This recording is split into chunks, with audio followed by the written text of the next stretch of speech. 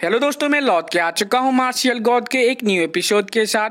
अब तक अगर आप लोगों ने हमारे चैनल को सब्सक्राइब नहीं किया है तो सब्सक्राइब कर दीजिए इस तरह की न्यू वीडियो डेली देखने के लिए। साथ ही साथ इस वीडियो को लाइक और अपने दोस्तों के साथ शेयर कर दीजिए। अब तक हमने मार्शियल गॉड में देखा कि शू फेंग के बॉडी से बहुत सारा ब्लैक ऑरा निकलने लग जाता है। थोड़ी देर बाद शू फेंग के बॉडी से वो डिवाइन लाइटनिंग भी निकलने लग जाती है। साथ ही साथ डिवाइन बीज भी निकल आते हैं, जिसको देख के वो लोग बहुत ही हैरान हो जाते हैं। तभी हमें थोड़ी देर बाद दिखाया जाता है शू फेंग के इस पावर की वजह से sword God valley completely destroy हो जाती है। तभी हमने आखिरी में देखा था कि शू फेंग को जीलिंग और जेंगटियान टॉम ऑफ बोन में ले आते हैं और आखिरी में हमने देखा था कि शू फेंग अपना होश में आ जाता है।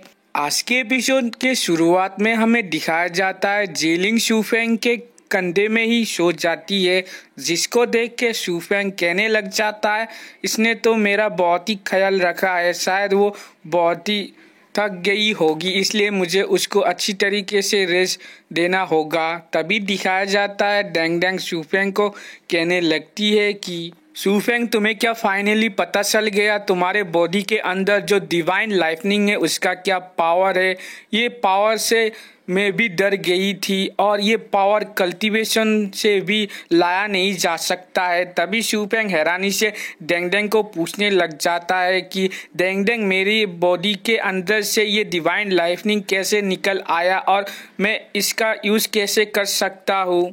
तभी डेंग डेंग शू फेंग को कहने लगती है कि डिवाइन लाइटनिंग को कैसे कंट्रोल करना है इसके बारे में मैं नहीं जानती हूँ, मगर उस सिचुएशन में उस बुड्ढे ने डेंग डेंग को हार्म करने की कोशिश की थी, जिसकी वजह से तुम्हारा एंगर बहुत ही बढ़ गया। शायद इसकी वजह से ही तुम्हारे बॉडी के अंदर से डिवाइन लाइटनिंग का पावर निकलने लगा। और साथ ही साथ उस समय में तुमने बहुत ही अजीब सा कुछ कहा था, इसलिए मुझे लगता है इस केस में दो पॉसिबिलिटी हो सकती है।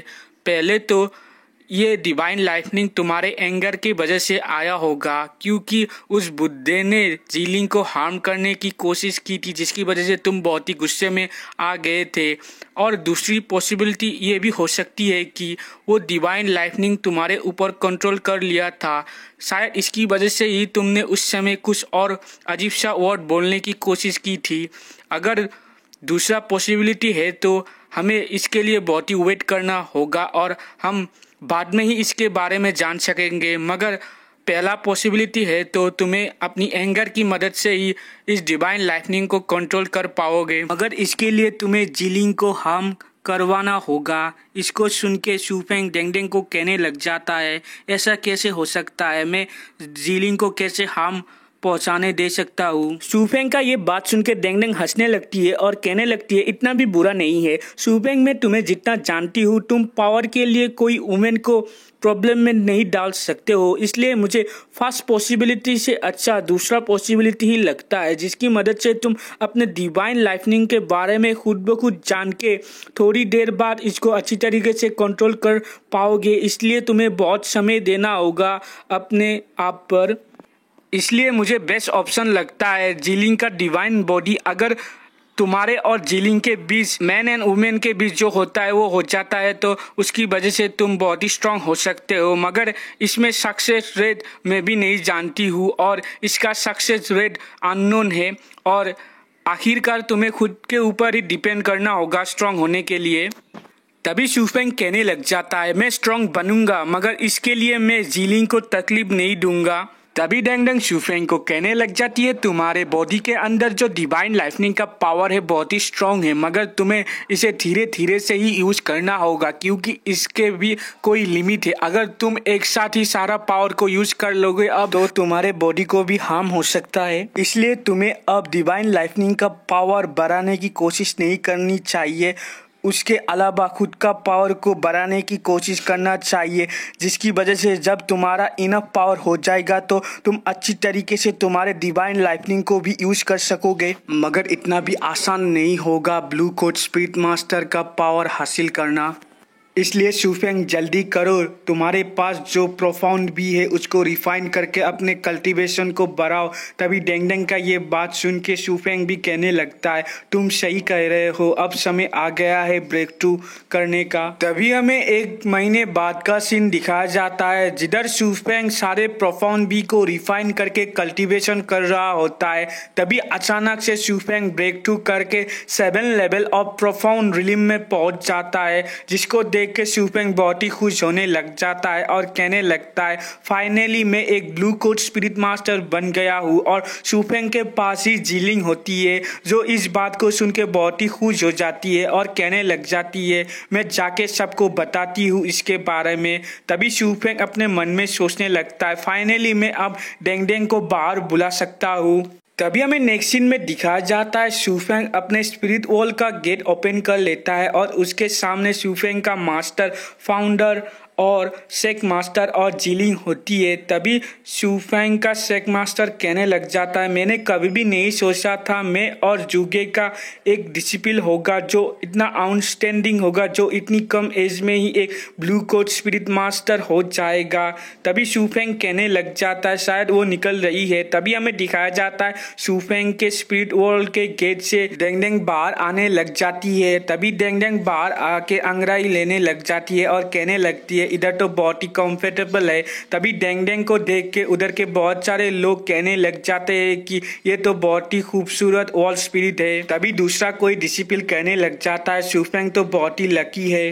तभी हमें नेक्स्ट सीन में दिखाया जाता है डेंग डेंग जीलिंग के पास जाके कहने लग जाती है लेडी जीलिंग क्या आप इस क्वीन को याद रखी है। तभी जीलिंग कहने लग जाती है तुम क्या वही असुरा हो जब व्हाइट टाइगर वैली में शूफेंग और मैंने फाइट किया था पहली बार और तुमने शूफेंग के बॉडी को कंट्रोल कर लिया था। तभी डेंग डेंग कहने लगती है तुम सही कह रहे हो, मगर उस समय मुझे नहीं पता था शूफेंग तुम्हें पसंद करने लग जाएगा, इसलिए मेरा अटैक बहुत ही हार्ड था। मगर इसलिए तुम मेरे ऊपर ब्लेम नहीं दे सकती हो, इसलिए तुम शूफेंग के ऊपर ब्लेम दे सकती हो। मगर जीलिंग कहने लग जाती है इसके लिए मैं किसी के ऊपर भी ब्लेम नहीं दे सकती हूँ, अगर शूफेंग कुछ भी करता है तब भी मैं शूफेंग के ऊपर ब्लेम नहीं दूंगी। तभी हमें फाउंडर को दिखाया जाता है जो डेंग डेंग के पास जाके कहने लगती है लेडी मैं बहुत ही वंडर हूँ कि आप कौन से स्पिरिट वॉल से होगी। तभी फाउंडर के इस बात पे डेंग डेंग बहुत ही गुस्से में आ जाती है और कहने लगती है तुम्हारी कैसे हिम्मत हुई मुझे लेडी कहने की, तुम्हें मुझे क्वीन कहना चाहिए। तभी अचानक से डेंग डेंग अपने ऑरा को सारे लोगों को दिखाने लग जाती है, जिसको देख के फाउंडर जान जाते हैं कि डेंग डेंग असुरा स्पिरिट वॉल से आई है।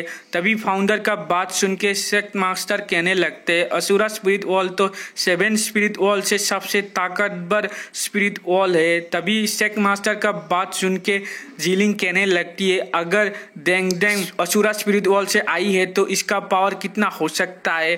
तभी हमें डेंग डेंग को दिखाया जाता है जो दोबारा से कहने लगती है कि तुम कैसे मुझे माय लेडी कह सकते हो, तुम मुझे क्वीन कहो।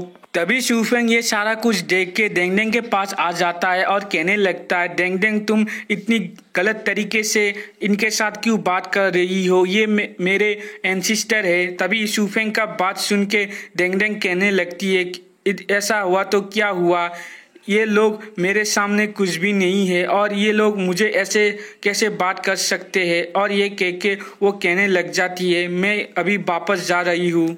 तभी नेक्स्ट सीन में दिखाया जाता है डेंग डेंग स्पिरिट वॉल में वापस चली जाती है।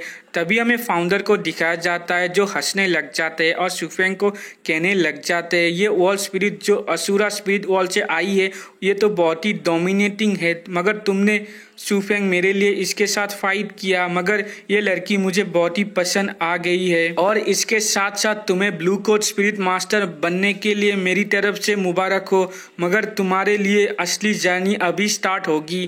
तभी शूफेंग कहने लग जाता है ओके एंसिस्टर। और इधर ही हमारा आज का एपिसोड एंड होता है। वीडियो अच्छा लगा तो लाइक शेयर और कमेंट कीजिए, साथ ही साथ हमारे चैनल को सब्सक्राइब कर दीजिए। Thank you.